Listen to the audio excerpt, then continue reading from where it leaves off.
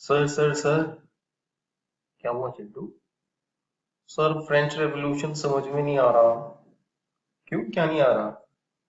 Sir मुझे ये नहीं समझ में आ रहा कि इतने सारे लोगों ने अपने कंट्री के अगेंस्ट अपने किंग के अगेंस्ट रिवोल्ट कैसे कर दिया। मैं तो घर में भी रिवोल्ट नहीं कर पाता। उनमें इतना दम कहाँ से आ गया? और ये रेवोल्यूशन मेरी मैडम कह रही थी बड़ा इम्पोर्टेंट है ह्यूमन हिस्ट्री में, इसका बहुत सिग्निफिकेंस है। आप समझा दोगे जरा? हाँ दिखाना। ठीक है मैं बताता हूँ। Thank you sir. चिंटू देखो, ये तुम्हारी मैडम ने एकदम ठीक बोला कि जो फ्रेंच रेवोल्यूशन है it is one of the most important events in entire history. बहुत ज्यादा इम्पोर्टेंट है। इसके बाद जो ह्यूमन हिस्ट्री थी, जो ह्यूमन बींग्स की जो लाइफ है, सोसाइटी है, वो कम्प्लीटली चेंज हो गई। और इसका मेन रीजन मैं सबसे पहले वो बताऊंगा कि एक्चुअल में क्यों ये इतना इम्पोर्टेंट है, क्या हुआ। और फिर मैं इसकी स्टोरी बताऊंगा पहले तुम्हें कि एग्जैक्टली फ्रेंच रेवोल्यूशन के वक्त क्या हुआ था। ठीक है। तो सबसे पहले कि इसकी इम्पोर्टेंस क्या है, ये सब तुम्हारे को आंसर्स याद करने में मदद करेगा।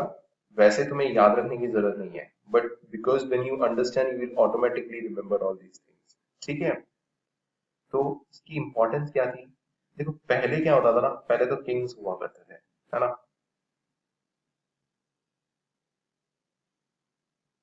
अब वो जो किंग हुआ करता था, उसका जो रूल होता था वो इतना सही नहीं होता था, इतना जस्ट नहीं होता था। Generally most of the Kings के साथ ऐसा होता था। वो लोग क्या करते थे, जो पीजेंट्स होते थे, जो भी उनकी प्रजा होती थी, पीपल, जो भी लोग रहते थे उनके उसमें, उन पे बहुत टैक्सेस लगाते थे और अपना खजाना भरते रहते थे। इससे लोगों को बहुत प्रॉब्लम होती थी और उनका मनमानी भी काफी ज्यादा करते थे। तो ये जो किंग्स का रूल था ना, ये रूल सही नहीं था। ठीक है। तो फ्रेंच रेवोल्यूशन एक वो रेवोल्यूशन है जब पहली बार आम आदमी ने, कॉमन मैन ने, इस तरह के जो ये जो किंग्स होते हैं इनके अगेंस्ट रिवोल्ट किया। उन्होंने बोला हमें किंग्स का रूल नहीं चाहिए, हम अपनी एक गवर्नमेंट बनाएंगे। ठीक है। उस गवर्नमेंट को हम इलेक्ट करेंगे। ठीक है। और वो गवर्नमेंट हमारे को रूल करेगी, किंग्स रूल नहीं करेंगे। कौन रूल करेगा? एक इलेक्टेड गवर्नमेंट। तो ये जो ट्रांजिशन था फ्रॉम किंग्स, जहां किंग्स रूल करते थे लोगों को, to a phase where elected government rules the country. और वो इलेक्टेड गवर्नमेंट को किसने इलेक्ट की होगी? लोगों ने। वो इस ये ट्रांजिशन क्यों हो सका? Because of French revolution. France में लोगों ने रिवोल्ट किया, उन्होंने इलेक्टेड गवर्नमेंट सेलेक्ट करी, वो इलेक्टेड गवर्नमेंट काफी कुछ हुआ बीच में, बट फाइनली वो इलेक्टेड गवर्नमेंट चली।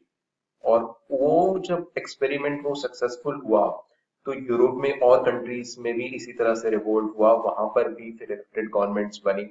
और इस तरह से पूरी दुनिया में ये फैल गया। इसीलिए this is considered very important, because जो किंग्स का रूल था वो खत्म हुआ और पूरी दुनिया में इलेक्टेड गवर्नमेंट जो है वो रूल करने लग गई। हर जगह लोग वोट करने लग गए और गवर्नमेंट्स रूल करने लग गई। डिक्टेटरशिप, मोनार्कीज अभी भी हैं, but by and large Kings का जो रूल था वो खत्म हो गया। So that is the importance of French revolution. ठीक है। अब इसकी स्टोरी पढ़ते हैं। कहानी। कहानी तो पसंद है ना तुम्हें? वाओ सर, कहानी में तो मजा ही आ जाता है। I know I know. ये एक बार शुरू से स्टार्ट करते हैं इसकी कहानी।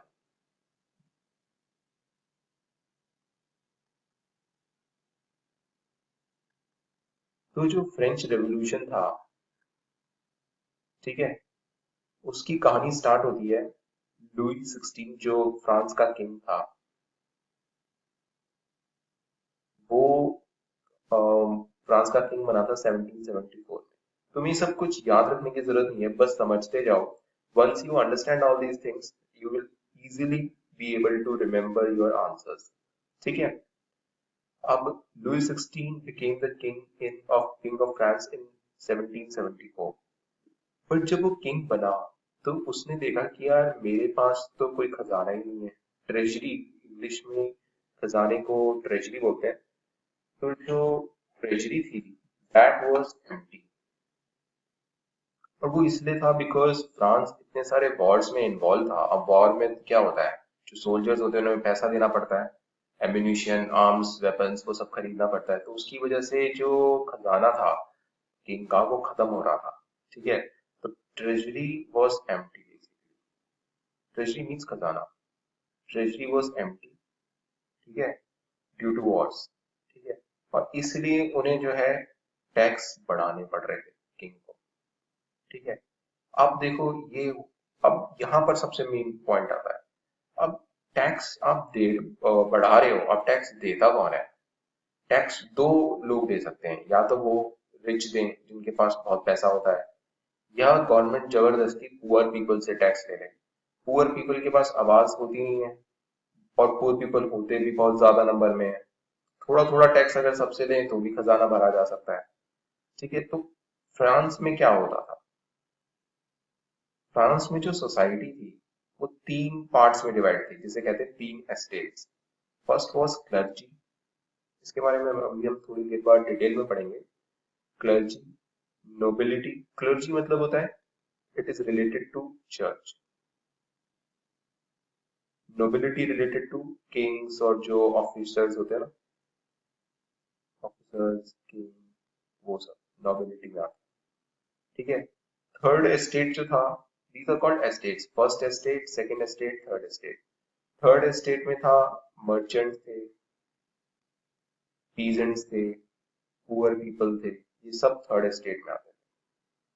ठीक है, अब होता क्या था कि जब टैक्स देने की बारी आती थी तो टैक्स सिर्फ ये देते थे।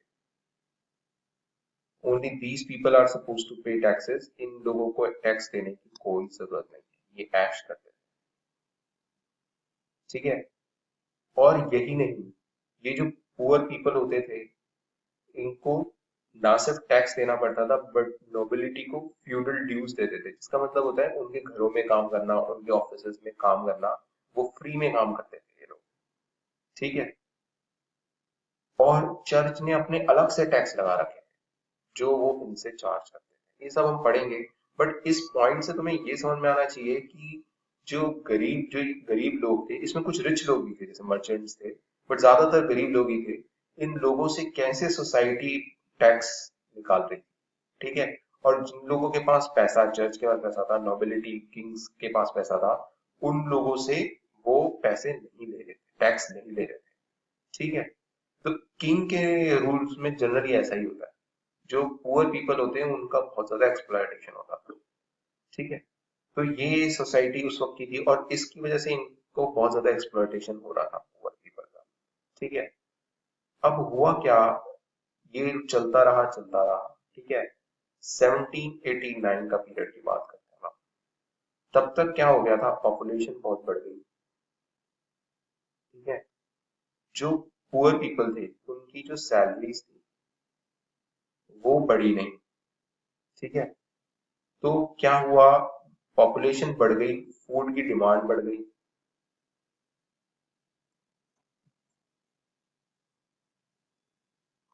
एक्चुअली दो चीजें हुई, अगर मैं सही से बताऊं तो 1789 तक दो चीजें हुई। एक तो क्या हुआ, पॉपुलेशन बहुत ज्यादा बढ़ गई। ठीक है, और पॉपुलेशन बढ़ने की वजह से फूड प्राइसेस बढ़ गई, क्योंकि फूड प्रोडक्शन उतनी नहीं बढ़ी। ठीक है, तो फूड प्राइसेस बढ़ गई बट लोगों की सैलरी बढ़ी नहीं, तो गरीब लोगों के लिए ब्रेड लेना भी मुश्किल हो गया। तो खाने को नहीं मिलेगा तो लोग परेशान हो ही जाएंगे। ठीक है, और ये हम बात कर रहे हैं vast majority of poor people, उनके साथ ऐसा होने लगा, क्योंकि वेजेस, सैलरीज उनको इतनी मिलती नहीं थी, और पॉपुलेशन बढ़ रही थी तो फूड प्राइसेस बढ़ रही थी। ठीक है, तो ये तो हुआ पुअर पीपल के साथ। इससे क्या हुआ उनके साथ, जिसे कहते हैं सबसिस्टेंस क्राइसिस। सबसिस्टेंस क्राइसिस का मतलब होता है कि फूड भी ना मिल पाना, फूड भी नहीं खा पा रहा था पुअर आदमी। ठीक है, ये तो हुआ पुअर पीपल के साथ। ठीक है, साथ ही साथ जो मिडिल क्लास था, मिडिल क्लास वो होता है,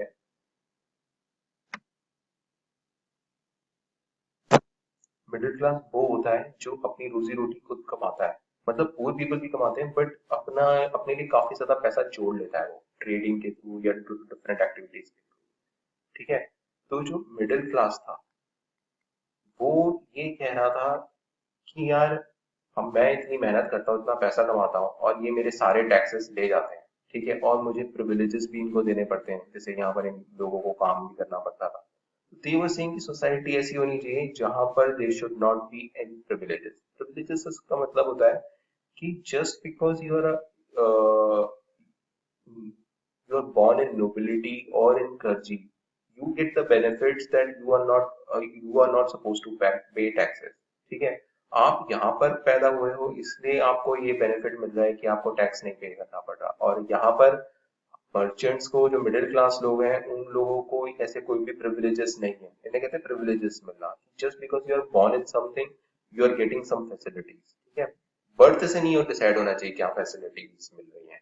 आपने कितनी मेहनत करी है कितना टैलेंट है उससे डिसाइड होना चाहिए फैसिलिटी। तो ये मिडिल क्लास की एक बहुत बड़ी डिमांड उठ रही थी एंड टू प्रिविलेजेस। ठीक है। पुअर पीपल के साथ सबसिस्टेंस क्राइसिस हो रहा था। मिडिल क्लास वाज सेइंग कि we want end to privileges. ठीक है। फाइनली ये सिचुएशन हुआ कि जो लुई 16 ने 1789 में एक प्रपोजल अपने जो मिनिस्टर्स थे उनके सामने दिया कि we want to pass taxes. मतलब ये हम टैक्स को इंक्रीज करना चाहते हैं। Want to increase taxes. और ये जो है बस ये मतलब जैसे चिंगारी टाइप्स कहते हैं ना कि चिंगारी लग गई। अब ये मतलब लोगों को लगा ये बिल्कुल सही नहीं है हम ऐसा नहीं होने देंगे। ठीक है। और इस वजह से रिवोल्ट हो गया। ठीक है। तो 1789 में उसने लुई 16 ने टैक्स इंक्रीज करने का एक प्रपोजल दिया और उससे जो है रिवोल्ट हो गया। अब इस रिवोल्ट में हुआ क्या? रिवोल्ट में हुआ ही जो आम आदमी है जितने भी कॉमन पीपल है ये लोग जो इनका पैलेस था वहां चले गए। बेस्टाइल कहते हैं उसे। और उसको गिरा दिया। ठीक है। और वहां पर अपनी एक गवर्नमेंट बनाई जिसे कहते हैं नेशनल असेंबली। इसमें कौन थे? इसमें वो कॉमन पीपल थे। ठीक है। ये थर्ड एस्टेट वाले लोग। ठीक है। पुअर पीपल भी और मर्चेंट्स भी। ठीक है। और किंग को बोला कि भाई अब ये नेशनल असेंबली है जो सारे लॉस और सब कुछ काम करेगी। ठीक है। एंड जो किंग होगा ठीक है he has to work in accordance to the constitution. एक कॉन्स्टिट्यूशन भी बनाया इन्होंने और बोला कि कॉन्स्टिट्यूशन से बाहर किंग नहीं जा सकता। ठीक है। और प्रिविलेजेस जो मिडिल क्लास की डिमांड थी दे विल एंड। ठीक है। प्रिविलेजेस विल एंड मतलब जो टैक्स इन लोगों को नहीं देना पड़ता था क्लर्जी और नोबिलिटी को उन्हें भी अब टैक्स देना पड़ेगा। और जो फ्यूडल ड्यूज ये लोग करते थे काम ठीक है वो फ्यूडल ड्यूज भी अब खत्म हो गए। एक रिवोल्ट से उन लोगों ने अपनी इतनी सारी प्रॉब्लम सॉल्व करवाई। ठीक है। अभी देखो आगे क्या हुआ। अब ये नेशनल असेंबली की गवर्नमेंट तो बनाई उन लोगों ने। ठीक है। तो अब इसको थोड़ा सा डिटेल में अगर हम देखें कि क्या क्या हुआ इसके अंदर ये हम वैसे आगे पढ़ेंगे भी अभी। इसमें इन्होंने एक तरह से इसे कहते हैं कॉन्स्टिट्यूशनल मोनार्की। मोनार्की मतलब there was a king. King था। ठीक है। बट उसकी powers were limited by a constitution. ठीक है। इसे कहते हैं कॉन्स्टिट्यूशनल मोनार्की एक तरह से बना दी। ठीक है। पावर्स जो थी अब वो एक पर्सन के हाथ में नहीं थी। अब they were three institutions executive legislature and judiciary. इससे इस तरह से पावर को डिवाइड कर दिया। ठीक है। There were three institution. ठीक है। And not one person. जैसे पहले किंग के पास एक किंग के पास सारी पावर्स होती थी ना अब उसकी पावर्स को डिवाइड कर दिया इनटू थ्री इंस्टीट्यूशन। ठीक है। इसमें बोला गया इनडायरेक्ट इलेक्शंस होंगे और only men will get the right. Only main and about 25 years of age और जो टैक्स पे करते हैं they will get right to vote. ठीक है। और फाइनली उन्होंने एक डिक्लेरेशन इशू किया। इस डिक्लेरेशन में क्या था? इस डिक्लेरेशन में वो जिन चीजों के लिए लड़े थे इस रिवोल्ट में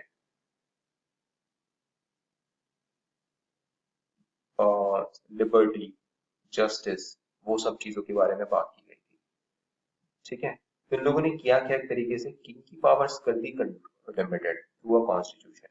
और उसमें ये भी डाल दिया कॉन्स्टिट्यूशन में डिक्लेरेशन ऑफ राइट्स भाई क्या लोगों के क्या बेसिक राइट्स होंगे जो कॉन्स्टिट्यूशन उन्हें देगा, ठीक है। और जो पावर्स थी वो डिवाइड कर दी इनटू 3 इंस्टीट्यूशन, ठीक है। ये कुछ चीजें थी जो उन लोगों ने करी। अब इसके बाद क्या हुआ?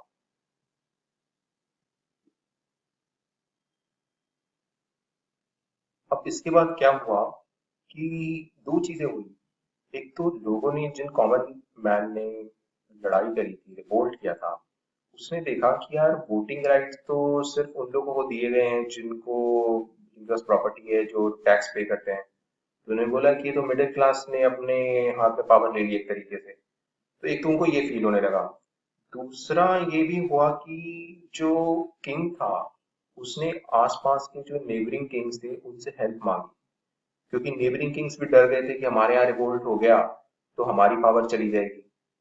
तो ये फ्रांस के किंग ने प्रशिया के किंग से हेल्प मांगी थी। तो ये था कि अब प्रशिया शायद फ्रांस के अगेंस्ट वॉर करे। तो इससे पहले कि प्रशिया वॉर करता, ये कॉमन मैन ने क्या किया, इन लोगों ने अपना ग्रुप बनाया और इस ग्रुप को कहते हैं जैकोबिन्स, ठीक है। और इसका, इन कॉमन मैन का जो ग्रुप था इनको कहते हैं जैकोबिन्स, और इसका जो लीडर था उसका नाम था रॉबespierre। तो इन लोगों ने क्या किया, इससे पहले कि प्रशिया इन पे अटैक करता, they went into a war against Prussia. और उसमें फ्रांस के जितने भी कॉमन पीपल थे, सब लोगों ने उस वॉर में पार्टिसिपेट किया, क्योंकि वो वॉर ये माना जा रहा था कि वो वॉर अगेंस्ट किंग्स है। तो उन्हें लगा कि अब तो हमें ये बैटल पूरी करनी ही होगी और एक किंग्स का जो रूल है खत्म करना होगा। और उसमें ये लोग उस वॉर में जीत भी गए थे।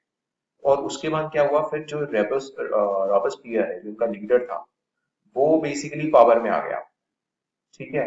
और उसने क्या किया, उसको, उसने दो चीजें की। एक तो उसने जो वोटिंग राइट्स थे, उसने बोल दिया ऑल मैन जिनकी 21 ईयर से अबव एज है, वो are eligible to vote and there is no tax criteria.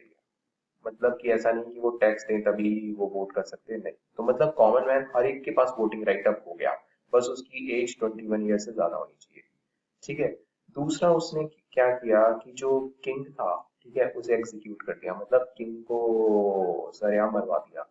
और इससे क्या हुआ कि जो किंग था वो अब नहीं रहा उस कंट्री के अंदर। ऐसे कंट्री, अब तो इसका मतलब अब जो भी उसकी जगह आएगा वो डेमोक्रेटिकली इलेक्टेड होगा, मतलब उसे लोग इलेक्ट करेंगे। तो ऐसे उसको कहते हैं रिपब्लिक, जिसमें जो हेड होता है कंट्री का, ठीक है, वो ऐसा नहीं होता कि किसी किंग का बेटा होता है और वो वापस गद्दी पे आता है, हेरिडिटरी सिस्टम जिसे कहते हैं। वैसे नहीं होता, इसमें क्या होता है कि लोग इलेक्ट करते हैं कंट्री के हेड को, ठीक है। तो ये दो चीजें उसने करी और इससे उसे काफी सपोर्ट मिला और वो काफी हीरो भी बना शुरू में। बट अब रॉबespierre को ये डर था कि जो वो रूलर तो बन गया, लेकिन उसको अपनी पावर भी एस्टैब्लिश करनी थी। तो उस चक्कर में उसने क्या किया, he led a reign of terror, कहते हैं रेन ऑफ टेरर। मतलब उसने अपने जितने भी अपोनेंट्स थे उन सबको मरवाना स्टार्ट कर दिया, ठीक है। इसके बारे में हम पढ़ेंगे अच्छे से। और जितने अपोनेंट्स थे सबको मरवाना स्टार्ट कर दिया, और मतलब इतना ज्यादा उसका जो रूल था वो एंटी पीपल हो गया कि बाद में कुछ लोगों ने मिलके उसी को मार दिया, रॉबespierre को, ठीक है। और जब ये रॉबespierre मर गया, ठीक है, तब उसके बाद मिडिल क्लास ने देखा कि अब हम लोग कुछ वो ला सकते हैं, क्योंकि उनको लगा था पहले गलत हो गया है, सारी पावर कॉमन मैन के हाथ में चली गई है, ठीक है। तो तब उन लोगों ने, मिडिल क्लास ने जो है, एक डायरेक्टरी एस्टैब्लिश करी, ठीक है। बेसिकली डायरेक्टरी कुछ नहीं थी, उसमें 4-5 लोग हुआ करते थे, वो रूल करते थे। तो अगेन उन्होंने सोचा कि किसी एक बंदे को पावर देना तो सही नहीं है, वो उन्होंने इसे डायरेक्टरी बनाई। बट वो डायरेक्टरी वाला मॉडल भी जो था वो अनस्टेबल रहा, और इसी अनस्टेबिलिटी से एक बहुत बड़े रूलर का जन्म हुआ जिसे तुम सब जानते हो, नेपोलियन। और उस नेपोलियन ने फिर एक्चुअली फ्रांस को स्टेबिलिटी दी। और वो नेपोलियन ही था जिसने ये सब जो भी हुआ, फ्रांस ने इस एक्सपीरियंस के थ्रू जो भी सीखा, उसने नेपोलियन ने यूरोप में और कई कंट्रीज पे विक्ट्री पाई, और उन कंट्रीज के अंदर ये जो आइडियाज थे फ्रीडम के, जस्टिस के, लिबर्टी के, इनके बीच उन कंट्री के अंदर डाल दिए। मतलब उन कंट्री के अंदर भी इस तरह की गवर्नमेंट्स आ गई, और एक बार गवर्नमेंट आ जाती है इस तरह की, लोगों को इस तरह से जीना अच्छा लगने लगता है, फिर लोग किंग के रूल को एक्सेप्ट नहीं करते। तो बड़ा रीजन था कि जो फ्रेंच रेवोल्यूशन था उसकी जो उसमें जो लोगों ने सीखा, जो एक्सपेरिमेंट हुए, वो पूरे यूरोप में फैल गए, और फिर यूरोप से पूरे वर्ल्ड में फैल गए। ठीक है, ये सब तुम्हें याद रखने की जरूरत नहीं है, क्या याद रखना है वो अभी आगे हम डिस्कस करेंगे, बट फिर भी समझने के लिए मैं जस्ट एक बार समराइज कर देता हूँ कि क्या क्या बातें की गई।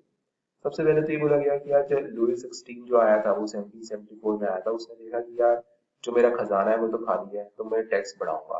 ठीक है, अब टैक्स तो वो बढ़ा दे, बट टैक्स कौन देता है? Poor people. ठीक है, पुअर पीपल के पास वैसे ही पैसा नहीं होता। जो तुम्हारे रिच लोग होते हैं, क्लर्जी, नोबिलिटी, वो लोग तो पैसा देते नहीं है, टैक्स देते नहीं है।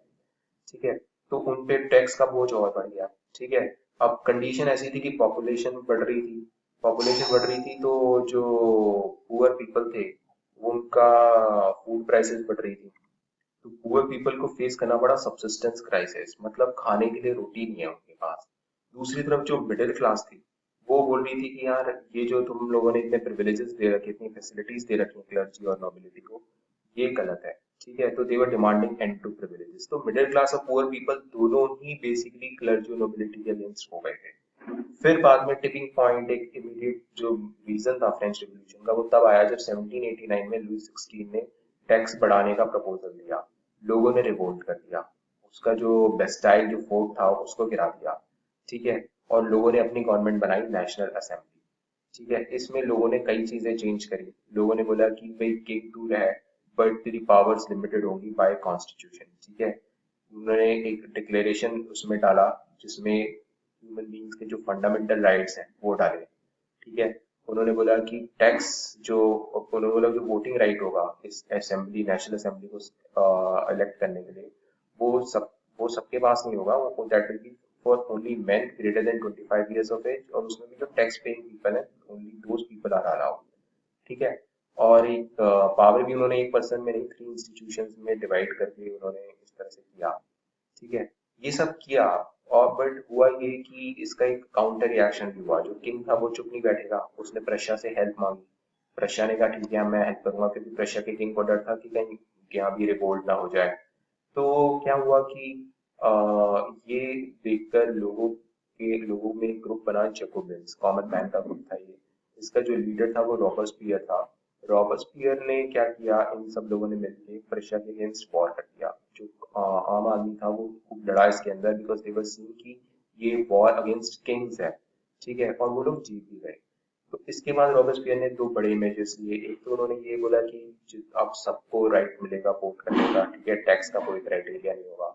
और उन्होंने किंग को भी हटा दिया, मतलब मार दिया। और उसके बाद जो गवर्नमेंट थी, उसमें जो हेड होगा, वो उसके बाद से किंग नहीं होगा, एक इलेक्टेड पर्सन होगा। उसे कहते हैं रिपब्लिक। तो एक रिपब्लिक फॉर्म ऑफ गवर्नमेंट आ गई।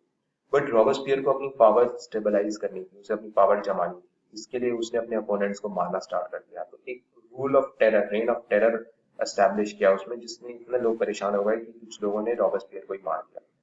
ये देख के फिर मिडिल क्लास ने अपना रूल एस्टैब्लिश करने की कोशिश करी। उन्होंने एक डायरेक्टरी बनाई, जिसमें कई सारे 4-5 लोगों को मिला के पावर देने की कोशिश करी, बट ये भी नहीं चल सका। इसके बाद फिर इस इंस्टेबिलिटी से नेपोलियन का जन्म हुआ। नेपोलियन ने रूल किया, और फिर नेपोलियन ने फ्रांस में स्टेबिलिटी दी। नेपोलियन ने फ्रांस में जो एक्सपेरिमेंट हुआ, ये सब चीजें जो हुई, इनसे जो लर्निंग हुई, वो यूरोप में फैलाई। ठीक है, तो ये पूरी स्टोरी है फ्रेंच रेवोल्यूशन। ठीक है, now you have understood this, now it will be very easy for you to learn the questions. ठीक है, अब हम इनमें जो मेन पार्ट्स होते हैं, इनमें जो क्वेश्चंस आ सकते हैं, उनके बारे में एक एक करके डिस्कस करते हैं। सबसे पहले जो चीज पूछी जाती है ना इसके अंदर, वो पूछी जाती है एस्टेट सिस्टम के बारे में। ठीक है, तो इसमें क्या होता है, देयर आर बेसिकली 3 एस्टेट्स।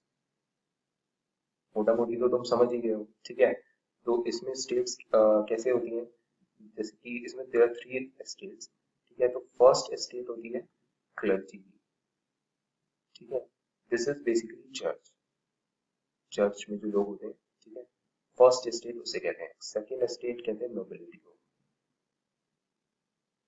इसमें होते हैं किंग, मिनिस्टर्स, ये सब, ठीक है। अब थर्ड स्टेट तुम्हें पता है, जो बिजनेसमैन और पुअर पीपल, वो भी मैं बताता हूँ। अब इनके बारे में देखते हैं, इनकी क्या फीचर्स थी, ठीक है। इसमें क्या होता था कि ये जो लोग होते थे, दे वर वेरी रिच, ठीक है। 60% ऑफ द लैंड जो होती थी country, that was owned by them. तो लैंड जिसके पास है, रेंट इनकम, फार्मिंग से अब सारी इनकम उनको आएगी, ठीक है। पैसा इनके पास आ रहा था, but these people do not पे टैक्सेस। ये प्रिविलेजेस बोले जाते थे। प्रिविलेजेस मतलब ये इनको एक फैसिलिटी दी गई कि you do not need to pay taxes. उनके पास पावर थी, तो ये अपने आप ही ये रूल्स बना लेते थे, जो कि अनजस्ट और गलत रूल्स थे, ठीक है। थर्ड थिंग वाज, ये इवन फ्यूडल ड्यूज भी देते थे। थर्ड थर्ड एस्टेट के जो लोग होते थे, वो इनको फ्यूडल ड्यूज देते थे। मतलब फ्यूडल ड्यूज का मतलब क्या होता है? फ्यूडल ड्यूज का मतलब होता है कि दे जो पीपल होते थे, दे यूज्ड टू वर्क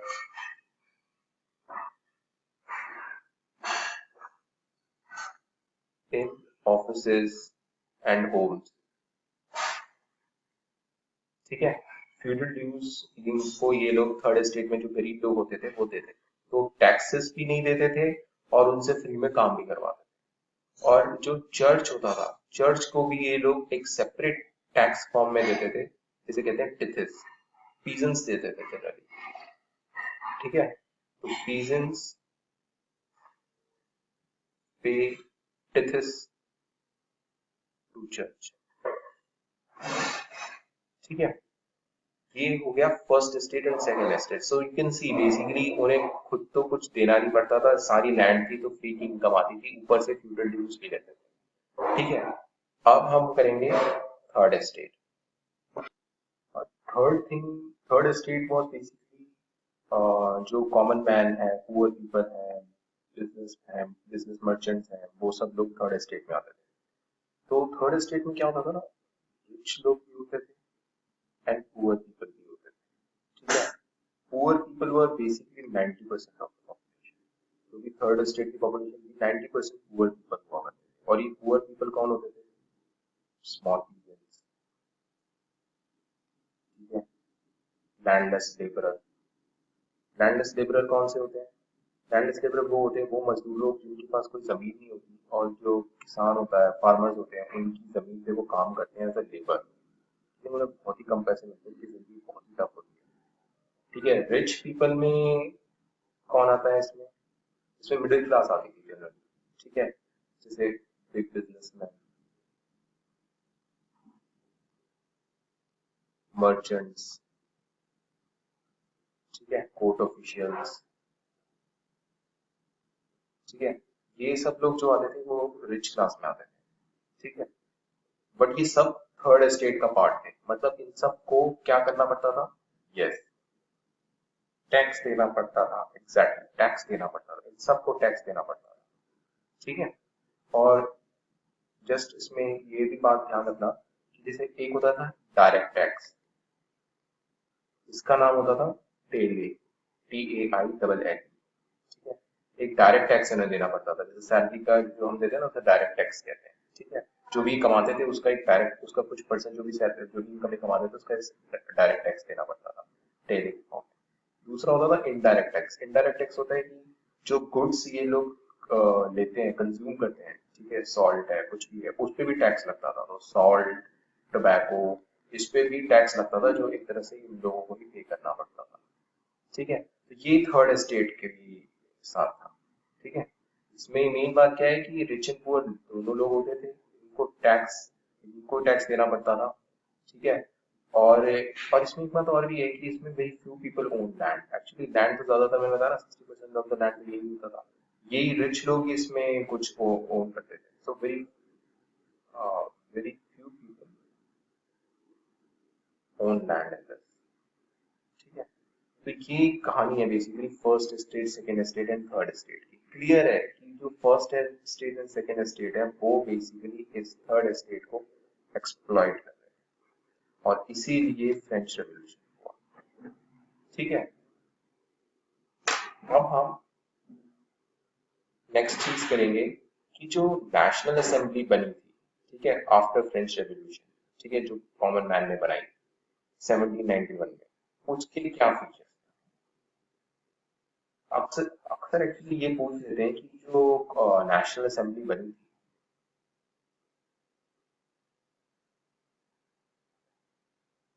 इन 1791, ठीक है, उसमें उसने कॉन्स्टिट्यूशन बनाया था, ठीक है, मैंने पहले बताया भी है, ठीक है, उसमें उन्होंने क्या क्या बातें लिखी, क्या क्या किया उन्होंने। एक्चुअली ये पहला एक टाइम था जब को किंग को बोला जा रहा था कि भाई देख, तू तेरी पावर जो है वो लिमिटेड होगी थ्रू अ कॉन्स्टिट्यूशन, ठीक है।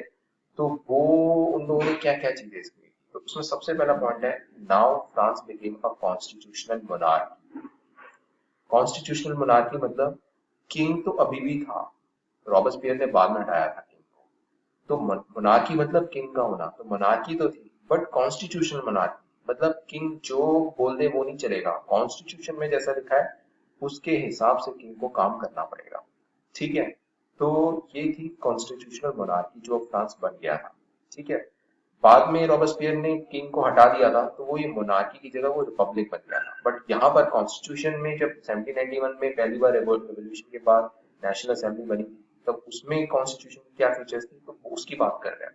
तो पहली थी कॉन्स्टिट्यूशनल मोनार्की, दूसरी थी जो नेशनल असेंबली थी, अब उसको ये देखना था कि भाई लोग कैसे इलेक्ट होंगे, उनके क्या बेसिकली नेशनल असेंबली जो बनेगी, ठीक है, वो क्या होगी कि उसमें इलेक्शन होंगे, ठीक है ना। तो नेशनल असेंबली ने बोला कि अब इलेक्शन होंगे, ठीक है, जो आम आदमी है, कॉमन मैन है, ठीक है, पुअर पीपल है, वो वोट करेंगे, ठीक है, और इलेक्शन होंगे और रिप्रेजेंटेटिव्स जो चुने जाएंगे वो इनडायरेक्टली चुने जाएंगे, ठीक है ना, मतलब उनके रिप्रेजेंटेटिव जो होंगे वो उस असेंबली में बैठेंगे और वो डिसीजंस लेंगे, ठीक है। और इस नेशनल असेंबली के पास पावर क्या होगी, इसके पास पावर होगी टू मेक लॉज, ये असेंबली होगी जो लॉज बनाए, ठीक है, जैसे हमारे कंट्री में लोकसभा राज्यसभा होते हैं ना, ऐसे ये नेशनल असेंबली होगी जो लॉज बनाए, ठीक है। और कंट्रोल इसके पास होगा, कंट्रोल ओवर किंग, उसकी जो मिनिस्ट्रीज हैं, ठीक है, ये कंट्रोल भी नेशनल असेंबली के पास होगा। मतलब कि किंग सही तरीके से काम कर रहा है नहीं कर रहा, ये नेशनल असेंबली देख सकेगी और उसके पास पावर होगी उसे कंट्रोल करने की, ठीक है। अब जो इलेक्शन होंगे तो उसमें जो लोग वोट करेंगे, ठीक है, तो क्या हर एक को वोटिंग राइट होगा, नहीं। यहां पर ये बोला गया कि ओनली मैन विल हैव, सबसे पहले तो वुमेन को सबको ही हटा दिया, ठीक है, only man that greater than 25 years of age के पास वोटिंग राइट होगा, और उसमें भी वो लोग होंगे जो टैक्स पे कर रहे होंगे, ठीक है, tax they should be tax पे, और टैक्स भी ऐसा नहीं कोई भी जरा सा भी टैक्स पे तो उसे वोटिंग राइट मिल जाएगा, नहीं। वो लोग जो कम से कम 3 दिन, at least 3 days of labourers wage, एक लेबर की जो वेज होती है, सैलरी जो होती है, जो उसे मिलता है 3 दिन का, उतना टैक्स जो लोग दे रहे हैं, ठीक है, उन लोगों को ही वोटिंग राइट्स मिलेगा, ठीक है। ये सब जो लोग वोटिंग राइट्स वाले लोग थे, जिनको वोटिंग राइट्स मिला, इन्हें बोलते थे ये लोग एक्टिव सिटीजन्स, कि भाई ये लोग तो मेहनत, इनका आर्गुमेंट थे तो मेहनत कर रहे हैं और कंट्री के लिए इतना पैसा कमा रहे हैं, तो इसे इन्हें एक्टिव सिटीजन्स बोलते थे। और बाकी सब लोगों को, जैसे वुमेन हो गए, चिल्ड्रन हो गए, ओल्ड एज पीपल हो गए, जो पैसा नहीं कमा रहे थे, उन लोगों को बोलते थे पैसिव सिटीजन्स। तो पैसिव सिटीजन्स को वोटिंग राइट्स नहीं, ठीक है। फोर्थ चीज इन्होंने ये करी कि इनको ये था कि भाई अब हमने इतनी लड़ाई वड़ाई करी है, ठीक है, तो हम लोगों ने बोला है कि ह्यूमन बींग्स के पास कुछ राइट्स हैं, ठीक है, तो वो हमें कॉन्स्टिट्यूशन में डाल देने चाहिए। अगर हम कॉन्स्टिट्यूशन में नहीं डालेंगे तो कल को कोई किंग बोल दे या कोई भी बोल दे कि नहीं ये राइट्स हैं, तो उन्होंने क्या किया, एक डिक्लेरेशन बनाया, डॉक्यूमेंट कह लो, डिक्लेरेशन, बट उसका नाम declaration of rights of man and citizen. ये नाम एग्जैक्टली तुम्हें याद रहना चाहिए। इस डिक्लेरेशन के अंदर उन्होंने वो सारे फंडामेंटल राइट्स जो होते हैं वो डाल दिए। ठीक है, उन्होंने बोला कि ये जो राइट्स ये डिक्लेरेशन देता है दे आर नेचुरल, मतलब ये नेचर ने दिया है, ये कोई नोबडी कैन टेक अवे, कोई भी ये उनसे छीन नहीं सकता। ठीक है, और ये राइट्स किस चीज को लेकर थे, जैसे फ्रीडम ऑफ स्पीच। पहले के किंग के अगेंस्ट अगर आप कुछ बोलते थे तो वो आपको हटा मरवा देता था, आपको किल करवा देता था, आपको पनिशमेंट दे देता था। अब क्या होगा, अब फ्रीडम ऑफ स्पीच है, अब आप कुछ भी बोल सकते हो। ठीक है, तो ये आपका राइट है, ये आपको नेचर ने दिया है, किसी किंग ने नहीं दिया, और ये राइट आपका कॉन्स्टिट्यूशन में लिखा हुआ है, तो आपसे छीना भी नहीं जा सकता। Freedom of speech, equality before law, सब लोग इक्वल हैं कानून के सामने। ऐसा नहीं है अगर रिच है तो उसको छोड़ दिया जाएगा और पुअर है तो उसको पनिशमेंट मिलेगी ही मिलेगी, ऐसा नहीं। जिसने क्राइम किया है सबको पनिशमेंट मिलेगी। ठीक है, तो ये फंडामेंटल राइट्स थे जो जिनकी बात की गई और इस डिक्लेरेशन में डाल दिया गया। ये कुछ 4 फीचर्स हैं जो बेसिकली नेशनल असेंबली ने अपने उसमें डाली। ये लगता आज के टाइम पे बेसिक है, बट उस टाइम पे सोचो जब सिर्फ किंग का रूल हुआ करता था और कोई राइट्स नहीं होते थे, उस टाइम पे ये चीजें बहुत इंपॉर्टेंट मानी गई। मतलब इससे ही अब जब फ्रांस ने किया उसके बाद धीरे धीरे बाद में और यूरोपियन कंट्रीज ने किया और फिर बाद में पूरे वर्ल्ड में हो गया। तो आज हम जिन चीजों को ग्रांटेड लेते हैं, फॉर ग्रांटेड लेते हैं, वो चीजें उस टाइम पे बहुत ही मतलब मुश्किल से अचीव की है। ठीक है,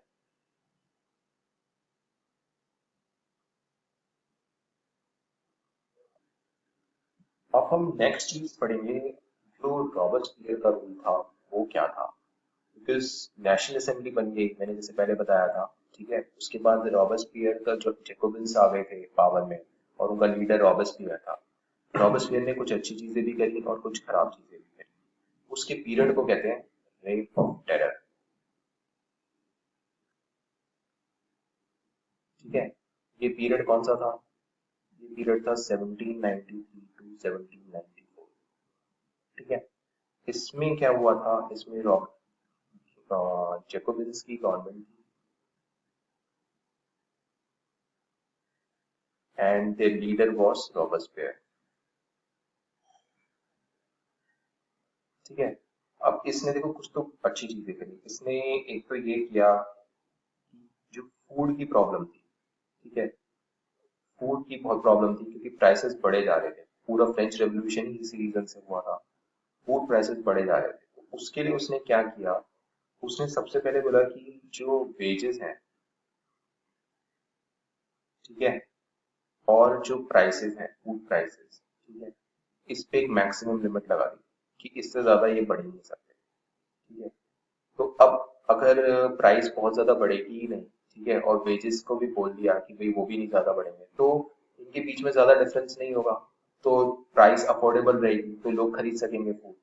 तो एक तो उसने ये किया और उनके ऊपर मैक्सिमम लिमिट लगा दी कि भाई इससे ज्यादा ये चीजें नहीं बढ़ सकती। ठीक है, फिर उसने क्या किया, राशनिंग स्टार्ट करी।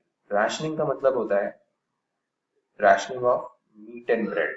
ठीक है, तो क्या होता था कि जो उतना मीट प्रोड्यूस होता था और ब्रेड प्रोड्यूस होता था, ये जो गवर्नमेंट होती थी, रॉबर्टसपियर की जो गवर्नमेंट होती थी, वो ये देखती थी यार कितना मीट चाहिए, कितना ब्रेड चाहिए, कितने लोग हैं, उसके हिसाब से उनको डिस्ट्रीब्यूट करती थी। ठीक है, तो मार्केट नहीं डिसाइड करता था कि भाई प्राइस डिमांड ज्यादा है तो ज्यादा वो करो, ज्यादा प्राइस हो जाएगी, नहीं, प्राइस पे तो लिमिट लगा रखी थी। वो खुद ही बेसिकली गवर्नमेंट जो है मीट और ब्रेड डिस्ट्रीब्यूट करती थी। अब ऐसे रैशनिंग करते हैं, रैशनिंग मतलब कि जैसे मान लो ऐसा हो जाता है ना, जैसे बाढ़ आ जाती है कहीं मान लो, और तो गवर्नमेंट खुद कंबल और खाना वाना डिस्ट्रीब्यूट करती है, और वो देखती है कि कहाँ ज्यादा जरूरत है वहां ज्यादा देती है, इसे कहते हैं राशनिंग। तो वो उस तरह की चीज इन लोगों ने करी। ठीक है, अब वो करनी इसलिए पड़ी क्योंकि बहुत ज्यादा वहां पर वो था, फूड प्राइसेस बढ़ी हुई थी और लोग बहुत परेशान थे। तो थर्ड चीज उसने ये भी करी इसके अंदर कि जो पीजेंट्स होते थे, ठीक है, पहले तो वो क्या करते थे, जो भी उनका प्रोड्यूस, जो भी उन्होंने ब्रेड प्रोड्यूस करी, कुछ भी प्रोड्यूस किया, प्रोड्यूस किया, तो वो मार्केट में जाके बेचते थे। अब इसने बोला अब इसने बोला कि जो पीजेंट्स हैं वो मार्केट में नहीं इस तरह से बेचेंगे. they were forced to bring those grains to cities and sell at fixed prices. अब अब अगर उसने ये बोल दिया कि उन्हें फिक्स प्राइसेस पे बेचना है, तो अगर मान लो शहरों में कम रेट भी है तो भी पीजेंट जो किसान होता था उसको कम रेट पे बेचना पड़ता था, उससे बहुत लॉस होता था. तो इसलिए ये बहुत बड़ा रीजन था कि जो लोग थे, पीजेंट फार्मर्स थे इतने सारे, वो उसके अगेंस्ट थे, यार ये तुम क्या कर रहे हो. ठीक है. फिर उसने एक इसमें ये भी किया कि मतलब इससे रिलेटेड नहीं है, बट उसने क्वालिटी वो लेकर आया इन फॉर्म ऑफ स्पीच. मतलब एक दूसरे को जो बोलने का तरीका होता है, ठीक है, उसमें भी उसने बोला कि हम एक दूसरे को सिटीजन्स की तरह बोलेंगे. तो फ्रेंच में एक वर्ड होता है सिटोयन. ठीक है, ये मेल के लिए यूज होता है और फीमेल के लिए यूज होता है सिटोयने. ठीक है, ये दोनों वर्ड सिटीजन्स के लिए हैं. एक तरह से वो बोल रहा था कि कोई बड़ा छोटा नहीं है, सब सिटीजन्स हैं. ठीक है, और इसी तरह से हमें आपस में एक दूसरे से जब बात करें तो as we should call ourselves as a citizen. मतलब हम सामने वाले को भी सिटीजन बोले और वो भी हमें सिटीजन बोले. ठीक है, तो this equality in the form of speech भी एक इसकी नई तरह की चीज थी जो कि काफी सही थी. ठीक है, बट इसने जो रेन ऑफ टेरर, ये जिसको देख के तो लगता नहीं कि इसे रेन ऑफ टेरर बोलना चाहिए, बट इसको अपनी पावर एस्टैब्लिश करनी थी. तो उसमें उसने what he did was he followed a policy of severe control and punishment. मतलब वो क्या करता था कि जो उसके अपोनेंट्स होते थे ना, ऑल हिज एनिमी, उसने क्या किया, all his enemies were arrested. जो भी उसके एनिमी, जो भी उसे लगता था ये मुझे यहाँ पावर से हटा सकते हैं, ठीक है, मेरी पावर को चैलेंज कर सकते हैं, उन सबको उसने अरेस्ट कर दिया. ठीक है, फिर उनको रेवोल्यूशनरी कोर्ट हुआ करता था उस वक्त, उसके सामने पेश किया कि भाई ये ऐसे ऐसे है और ये स्टेट के अगेंस्ट है और ये गलत लोग हैं. ठीक है, तो फिर वो अपना जजमेंट दे देते. अगर वो लोग ये जजमेंट दे देते थे कि ये गिल्टी है, मतलब हाँ, जो एक तरह से उनका जो क्राइम है वो प्रूव हो गया है, ठीक है, तो वो क्या करता था, उनको गुलिटाइन कर देता था. गुलिटाइन का मतलब होता है उनको मार देता था. ये एक ऐसा वर्ड एक्चुअली सबको याद रह जाता है, पता नहीं इस वर्ड में ऐसा क्या खास है जो सबको याद रह जाता है. गुलिटाइन क्या होता था, इस तरह का एक मशीन होती है सिंपल सी. यहाँ पर जो जिसको मारना होता था उसका ऐसा सर होता था और ऊपर से इस तरह से मुंह आता था, एक एक्स टाइप. ठीक है, वो आता था और मार देता था और फिर ऊपर उठ जाता था. ठीक है, ऐसे आता था और मार के फिर चला जाता था, ऊपर चला जाता था. इस तरह की मशीन को बुलेटाइन कहते हैं और ये पब्लिक में करता था. तो लोगों में एक दहशत बैठ गई. तो वही उसका अल्टीमेट मकसद था कि कोई भी पावर को चैलेंज ना कर सके. तो ये एक बहुत बड़ी चीज थी उसने कही. फिर उसने ये भी किया कि जो चर्चेस थे, ठीक है, दे वर ऑल शट डाउन. अब लोगों की अपनी आस्था होती है, ठीक है, उसने क्या किया, सारे चर्चेस बंद कर दिए और उनको टर्न कर दिया इनटू बैरक्स एंड ऑफिसेस. ठीक है, मतलब चर्चेस, अब अगर अब लोगों ने पूजा करने कहीं जाना है, वर्शिप करने कहीं जाना है, तो they can not go to churches because churches were shut down. ये this was also one of the reason कि जो लोगों को उसका रूल पसंद नहीं था. ठीक है, और फिर फाइनली वही हुआ कि किसी ने, कुछ लोगों ने मिलकर फिर रॉबर्टसपियर को मार दिया. ठीक है, और फिर आगे की कहानी तो मैं तुम्हें बता ही चुका. तो दीज आर द थिंग्स जो बेसिकली रॉबर्टसपियर के टाइम पे हुई. इसको रेन ऑफ टेरर बोलते हैं, primarily because of this reason, severe control and punishment की उसकी पॉलिसी थी. अब इसमें एक इंटरेस्टिंग सवाल आता है कि जो फाइनल इसमें आता है कि भाई फ्रेंच रेवोल्यूशन का फर्क क्या पड़ा फ्रेंच पे, फ्रेंच के लोगों पर और वर्ल्ड पे, इन दोनों पे क्या फर्क पड़ा. तो that is what we are going to discuss now. ठीक है, तो पहले हम देखते हैं कि फ्रेंच लाइफ पे इसका क्या फर्क पड़ा.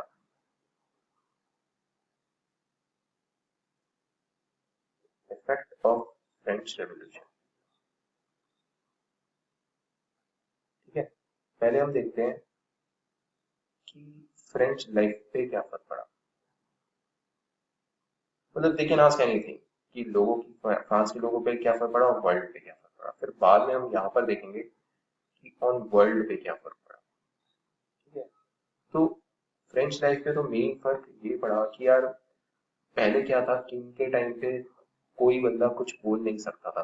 के अगेंस्ट। ये सबसे बड़ा चेंज था, मतलब आज तो तुम लोगों को नहीं लगता होगा, बट उस टाइम पे बहुत बड़ा चेंज था। सेंसरशिप जो थी, सेंसरशिप मतलब कि कुछ भी आप बोलोगे तो पहले आपको परमिशन लेनी पड़ेगी। किंग के टाइम पे ऐसा होता था, ये अबॉलिश हो गई। अब जब ये अबॉलिश हो गई, ठीक है, और डिक्लेरेशन जो था, जो अभी मैंने बताया डिक्लेरेशन, उसमें बोल दिया गया कि freedom of speech, freedom of expression, ये सब राइट्स दे दिए गए। ठीक है, इन दो की वजह से क्या हुआ, जो लोग थे वो आपस में व्यूज डिस्कस करने लग गए। ठीक है, न्यूज़पेपर्स पॉलिसीज को क्रिटिसाइज करने लग गए। ठीक है, लोगों को न्यूज़पेपर्स के थ्रू फ्रांस में क्या हो रहा है क्या नहीं हो रहा है उसके बारे में they started becoming aware of those things. ठीक है, लोग दे कैन डिस्कस व्यूज, वो अपने व्यूज डिस्कस करने लगे कि मेरे हिसाब से जो ये गवर्नमेंट ने किया है वो सही क्या है नहीं क्या है। पहले ये सब नहीं होता था क्योंकि कोई कुछ बोल ही नहीं सकता था। ठीक है, प्लेज, कई लोगों ने और इसको क्रिएटिव एंगल लिया और प्लेज, सॉन्ग, ठीक है, फेस्टिवल ओकेजन्स पर जो आइडियल्स थे, freedom of speech, liberty, justice, ये लिबर्टी जस्टिस के जो आइडिया थे ये आम आदमी को तो कहाँ समझ में आते हैं। They use these things, play songs and festival occasions to make people understand कि क्या तुम्हारे नए राइट्स हैं, लिबर्टी क्या है, जस्टिस क्या है। ठीक है, और पहले तो बोलने की आजादी नहीं थी ना, अब ये सब चीजें की जा सकती। इस तरीके से जो लोगों की लाइफ थी उसमें बहुत बड़ा चेंज आया। ठीक है, वो सब चीजें कह सकते हैं कि किंग हट गया, अब ये हो गया वो हो गया, बट इससे क्या हुआ, लोगों को अब कॉन्स्टेंटली पता चल रहा था कि गवर्नमेंट क्या कर रही है। ठीक है, तो ये मेन इसमें एक बात है। ठीक है, अब वर्ल्ड पे क्या इफेक्ट पड़ा, वर्ल्ड पे ये इफेक्ट पड़ा कि जो उनके आइडियाज थे of liberty and democratic rights, ये स्प्रेड हुए। So first will be that idea of liberty and democratic rights, ये जो आइडिया है ये पूरे वर्ल्ड में बेसिकली फ्रेंच रेवोल्यूशन के थ्रू फैला। ठीक है, second is all these ideas spread to Europe. Actually मैंने बताया था ना पहले कि Napoleon actually what he did was कि उसने फ्रांस का रूलर बनने के बाद एक एक कंट्री, यूरोप का काफी सारे कंट्रीज जो है उसने उन पे विक्ट्री पाई और फिर उनका रूलर बना। तो जो फ्रांस में जिस तरह का सिस्टम बन रहा था वही सिस्टम उसने यूरोप में भी बनाना स्टार्ट कर दिया। तो उस तरह से ये सारे आइडियाज यूरोप में भी फैल गए। ठीक है, तो जैसे कि फ्यूडल ड्यूज होता था, तो अब पहले ये हर कंट्री में फ्यूडल ड्यूज लिए जाते थे। फ्यूडल ड्यूज क्या था कि जो पुअर पीपल थे वो लोग रिच लोगों के, नोबिलिटी एंड क्लर्जी में काम करते थे विदाउट एनी पे। ठीक है, वो सब अब बंद हो गया। ठीक है, थर्ड थिंग, जो कॉलोनाइज्ड कंट्री थे जैसे इंडिया है, ठीक है, जिनको ऑलरेडी कॉलोनीज बनाया जा चुका था, उन वो लोग भी बहुत इंस्पायर हुए थे, दे वर इंस्पायर्ड, ठीक है, फ्रॉम दीज। और उन लोगों को लगा फ्रॉम फ्रेंच रेवोल्यूशन, उनको लगा कि हमें भी अपने कंट्री को एक सॉवरेन नेशन स्टेट बनाना चाहिए। सॉवरेन नेशन स्टेट मतलब which is independent in itself, मतलब उसके ऊपर किसी की वो नहीं होनी चाहिए, पावर नहीं होनी चाहिए। ठीक है, जैसे कि उस टाइम पे Tipu Sultan, Raja Rammohan Roy, they were very impressed by this kind of movement and they took inspiration from this movement।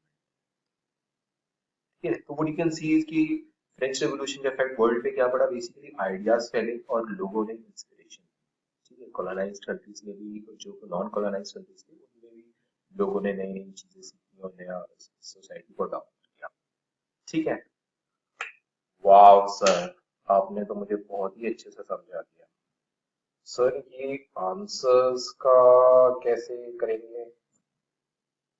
Right, so you can see here, you can see these answers basically, uh, you can pause the video and then read it up। basically इसमें मैंने system of history, जो French revolution की story थी, that was for your understanding। ठीक है, अगर उसमें कुछ याद ना रहे तो भी चलेगा, but these are the questions that are generally asked। ठीक है, तो स्टेट्स के बारे में मैंने यहाँ पर बता रखा है, first state and second state and then third state, ठीक है। देन जो मेन फीचर्स हैं of constitution of 1791 which was drafted by national assembly, जो मैंने भी बताया था थोड़ी देर पहले, वो सब यहाँ पर है, ठीक है। These are actually the points that I had discussed, ठीक है।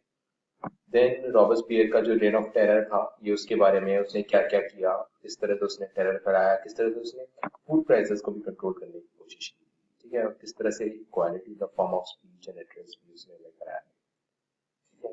फिर how did French revolution actually affected everyday life of people in France, मैंने बताया था ना अभी थोड़ी देर पहले, किस तरह से सेंसरशिप अबॉलिश हुई और फिर लोग डिस्कस करने लगे, ये बहुत बड़ा चेंज था फ्रांस की सोसाइटी में, ठीक है। एंड फाइनली इस फ्रेंच रेवोल्यूशन का वर्ल्ड पे क्या इफेक्ट पड़ा, ठीक है। कॉलोनाइज्ड कंट्रीज पे चेंज आया, थिंकिंग में चेंज आया, जो यूरोप के कंट्रीज थे उनमें चेंज आया, ठीक है। So that's all about it. Wow sir, sir thanks a lot sir. I think अब मेरे को ये फ्रेंच रेवोल्यूशन हमेशा याद भी रहेगा और समझ में भी आ जाएगा, और I can score very good marks in this. Okay, thank you sir, thanks a lot.